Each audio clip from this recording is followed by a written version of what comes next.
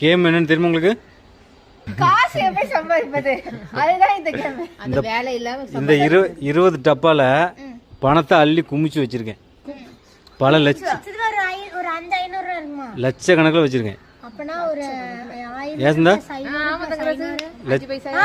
எனக்கு சித்துவா நான் 2500 ரூபாய் எடுக்கிறேன்.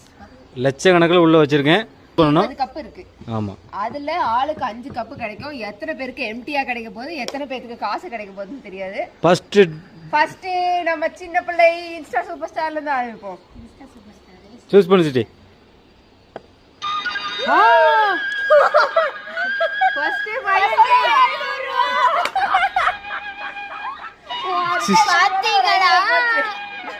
எப்படி இருந்தா ஒரு 500 ரூபா போச்சு. ஃபர்ஸ்ட் எங்களுக்கு 500 ரூபா கிடைக்கிறதுல இருந்து ஒரு சான்ஸ் கம்மி ஆயிடுச்சு. ஃபர்ஸ்ட் கம்மி ஆயிடுச்சு. சிஸ்டிக் பப்புடி. நெக்ஸ்ட் நானே தலிபா அடுத்து ஜீம் பூம்பா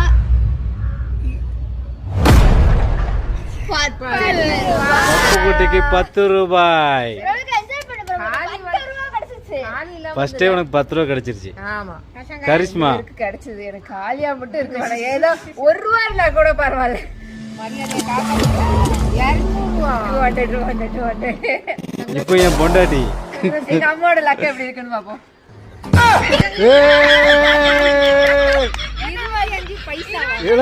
25 பைசா. அம்மா இத எடுத்து உங்க காலத்துக்கு போய் என் காலத்துக்கு போய் ஒரு 4-5 சாக்லேட் நீ 90s கிட்ஸ்ல, அதனால தான் 25 பைசா எடுத்துக்கேன். இத வச்சு இந்த காலத்துல ஒண்ணும் நெக்ஸ்ட் சிஸ்டி குட்டி.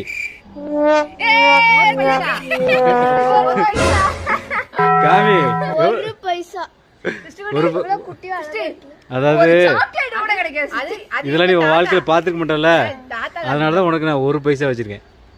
பத்திரமா வச்சுக்க, சரியா? அதுக்கு இது உனக்கு கிடைச்ச பொக்கிஷம், புரிஞ்சா? 1 பைசா. சரி, லாக்கெட்ல போட்டு பூட்டி வச்சிரேன். லாக்கர். இங்க 500